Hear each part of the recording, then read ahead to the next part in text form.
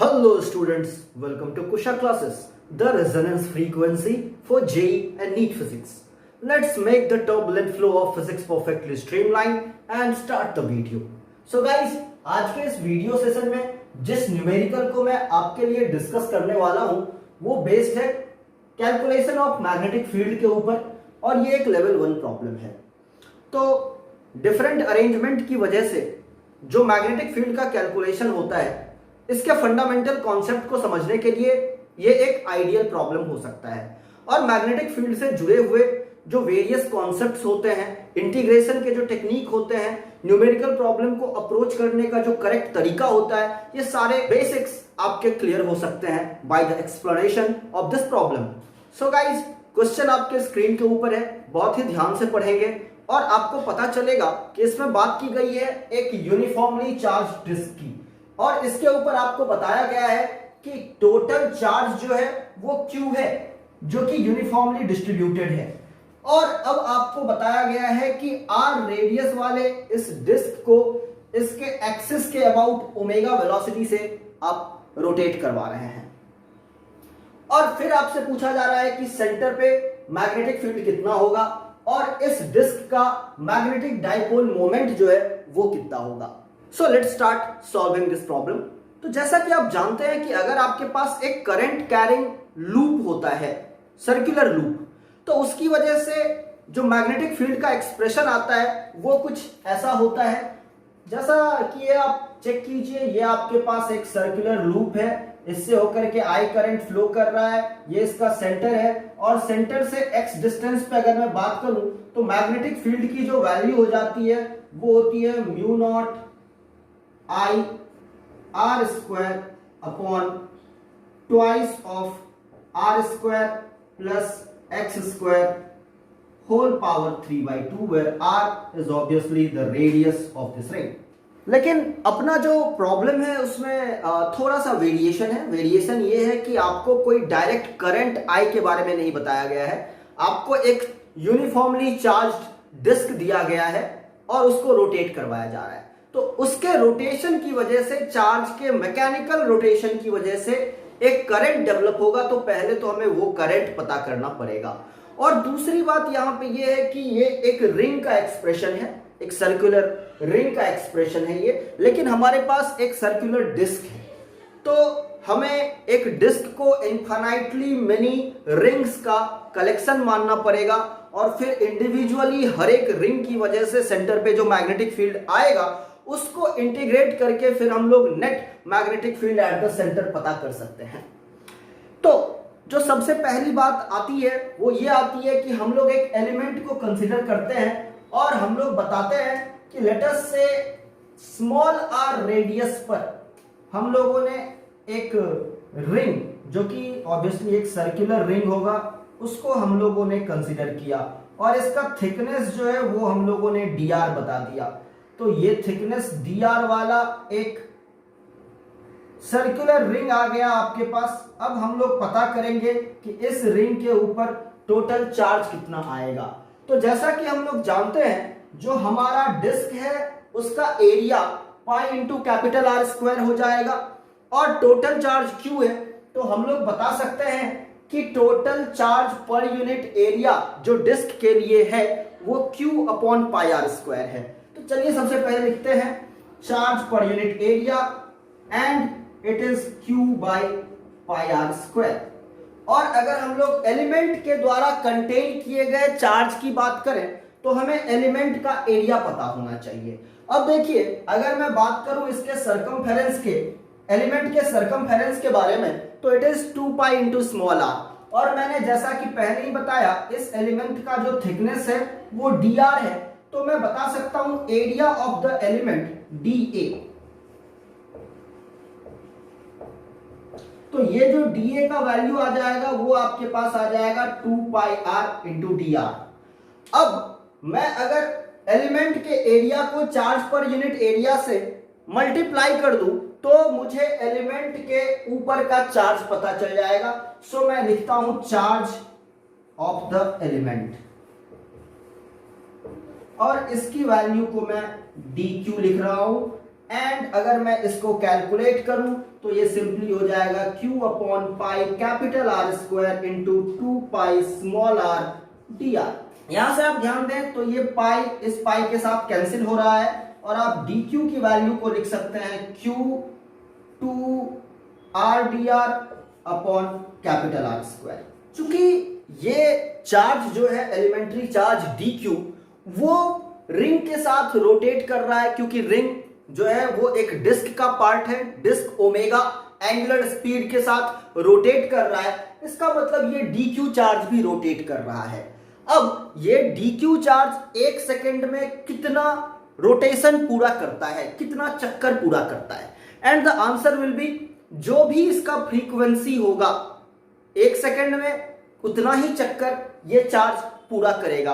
तो हमारे पास angular speed पता है ओमेगा, तो हम लोग बता सकते हैं कि हमारी जो फ्रीक्वेंसी होनी है that frequency, so frequency is equal to f, और एफ की वैल्यू हम लोग लिख सकते हैं ओमेगा बाई 2 पाई। अब अगर मैं इस फ्रीक्वेंसी को मल्टीप्लाई कर दूं चार्ज की वैल्यू के साथ तो मुझे पता चल जाएगा charge phloem per unit time, और वही इस एलिमेंट के लिए करंट DI की जो है वो वैल्यू हो जाएगी। So we will calculate the current in the element. So let me write current through the element. We have already mentioned this value of current is going to be elementary charge into frequency, so I will say F into dq, और मैं अगर values को plug in करूं तो F अपने पास है omega upon 2 पाई और dq अपने पास है 2q r dr upon capital R square. अभी ये 2 इसके साथ कैंसिल हो रहा है और मेरे पास DI की वैल्यू आ रही है, और ये जो वैल्यू है वो omega QR dr upon pi capital R square आ रही है। तो इसी करंट की वजह से सेंटर पे जो है वो मैग्नेटिक फील्ड आएगा, और किसी भी सर्कुलर लूप की वजह से सेंटर पे जो मैग्नेटिक फील्ड आता है वो आप जानते हैं कि B centre is equal to mu naught I by 2r होता है, where r is the radius of the circular loop. तो चलिए कंपेयर करते हैं अपने सिचुएशन के साथ। तो I इस लूप में DI फ्लो कर रहा है वो इतना है, उसके बाद रेडियस अगर इस लूप की बात करें तो स्मॉल r है। तो चलिए हम लोग कैलकुलेट करते हैं DB सेंटर। इस सर्कुलर लूप ने सेंटर पे कितना मैग्नेटिक फील्ड बनाया, तो उसके लिए मैं लिखूंगा म्यू नॉट आई के जगह DI की value which is omega Q small r dr upon pi capital R square. तो ये म्यू नॉट आई अपॉन 2r, तो 2 इंटू जो रेडियस हो जाएगा हमारे सर्कुलर लूप का वो स्मॉल r है, तो मैं यहां से इसको स्मॉल r लिख रहा हूं। अब जैसा कि आप देख सकते हैं ये स्मॉल r कैंसिल हो गया, न्यूमरेटर डिनोमिनेटर में दोनों जगह है। सो गाइस सेंटर पे ये एलिमेंट जो मैग्नेटिक फील्ड बना रहा है उसकी वैल्यू को मैं थोड़ा सा सिंप्लीफाई करके लिख सकता हूं mu naught omega Q dr by twice of pi capital R square. अब ध्यान देने वाली बात है कि जितने भी एलिमेंट आप सोच सकते हैं इस डिस्क के लिए, सब में करंट का जो डायरेक्शन होगा वो रोटेशन के डायरेक्शन के साथ मैच करेगा, सेम होगा, क्योंकि यहाँ पे Q के बारे में हम लोग कंसीडर कर रहे हैं कि ये एक पॉजिटिव चार्ज है। और दूसरी बात, अगर हर एक लूप में करंट के फ्लो का सेंस यानी कि इसका डायरेक्शन सेम है तो हमारा जो मैग्नेटिक फील्ड सेंटर पे प्रोड्यूस होगा वो भी सेम रहेगा। इसीलिए अगर मैं total magnetic field at the centre चाहता हूं, so if I want to calculate the total magnetic field at the center, then I would have to simply integrate this thing. So the only job left is to integrate dB center. So we will say total magnetic field at the center of the disk is integral of dB center. और हमारे पास dB के लिए ये quantity available है, इसको integrate करना भी बहुत ही आसान है क्योंकि इसमें सारे terms except dr is a constant. So मैं यहाँ पे लिख रहा हूँ mu naught omega Q by 2 pi capital R square integral of dr। और आप जानते हैं कि अगर मेरे को पूरा डिस्क कवर करना है तो इस एलिमेंट का जो रेडियस हो सकता है वो 0 से लेकर के कैपिटल R तक वैरी कर सकता है। सो मैं यहाँ पे लिमिट लगा रहा हूं 0 टू कैपिटल आर और इस इंटीग्रेशन को मैं सॉल्व करने जा रहा हूं। So I will get mu naught omega Q upon 2 pi capital R square. इसका इंटीग्रेशन स्मॉल आर हो जाएगा और जब आप इसमें लिमिट पुट करेंगे then you will get a capital R. और अभी आप देख सकते हैं कि कैपिटल आर और इस आर का स्क्वायर कैंसिल हो जाएगा और आपको magnetic field at the centre का वैल्यू पता चल गया and which is mu naught omega Q by 2 pi r. So this is the required value of the magnetic field at the center of the disk. Now in the question they are also asking me about the magnetic dipole moment calculation.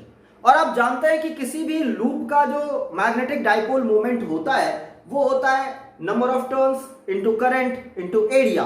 यहाँ पे अगर हम लोग number of turns को 1 consider करें तो चलेगा।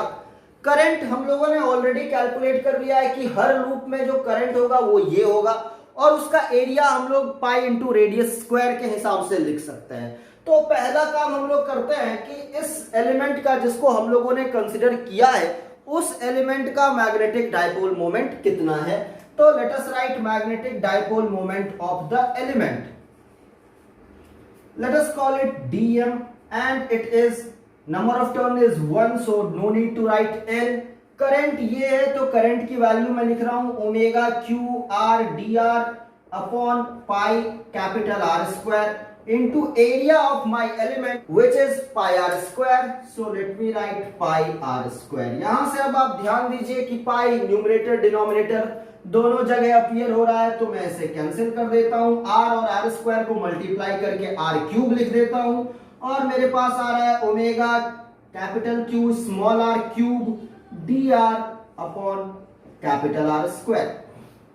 जैसा कि मैं मैग्नेटिक फील्ड के कैलकुलेशन के टाइम पे ही बता चुका हूं कि मेरे करंट का डायरेक्शन हर एक एलिमेंट के लिए सेम रहने वाला है, इसीलिए जो मैग्नेटिक डाइपोल मोमेंट का डायरेक्शन रहेगा वो भी हर एक एलिमेंट्री लूप के लिए सेम रहेगा। Now the only job is to integrate this DM part. So हम लोग बोल सकते हैं net magnetic dipole moment and this net magnetic dipole moment m will be integral of dm और मैं dm को इंटीग्रेट करने जा रहा हूं। So omega Q upon capital R square ये इंटीग्रेशन से बाहर जाएगा और आपके पास है r cube d r. Limit फिर से 0 टू कैपिटल आर आप पुट करेंगे और यहां से आपको मिलेगा omega Q r square as it is. R cube d r का जो इंटीग्रेशन है वो आर के पावर 4 अपॉन 4 हो जाएगा। लिमिट डालेंगे वो कैपिटल आर हो जाएगा और आप लिख सकते हैं capital R raise to the power 4 upon 4। और जैसा कि आप देख सकते हैं आपका ये आर स्क्वायर आर 4 के साथ कैंसिल होकर आपको एक आर स्क्वायर दे देगा और finally you will get omega r square cube upon 4। तो ये जो है वो आपके नेट मैग्नेटिक डाइपोल मोमेंट की वैल्यू हो गई। तो जैसा कि आपने देखा कि इंटीग्रेशन के टेक्निक्स को किस तरीके से न्यूमेरिकल प्रॉब्लम में हम लोग अप्लाई कर सकते हैं, किस तरीके से सही अप्रोच रख सकते हैं किसी भी न्यूमेरिकल को सॉल्व करने के लिए regarding the calculation of magnetic field. तो ये सारी तमाम बातें और बेसिक कॉन्सेप्ट्स आपके क्लियर हो सकते हैं इस न्यूमेरिकल से। तो बहुत ही यूजफुल रहा होगा ये न्यूमेरिकल आपके लिए और आपने बहुत कुछ सीखा होगा। उम्मीद करता हूं ये वीडियो आपको पसंद आया होगा और अगर आप चाहते हैं कि ऐसे ही कॉन्सेप्ट बिल्डिंग में हेल्प करने वाले न्यूमेरिकल वीडियोज मैं आपके लिए लेकर आता रहूं, then do subscribe my channel, like this video, share it, and if you have any doubts do ask me in the comment section. Thanks for watching the video. See you next time. Till then, goodbye. Take care.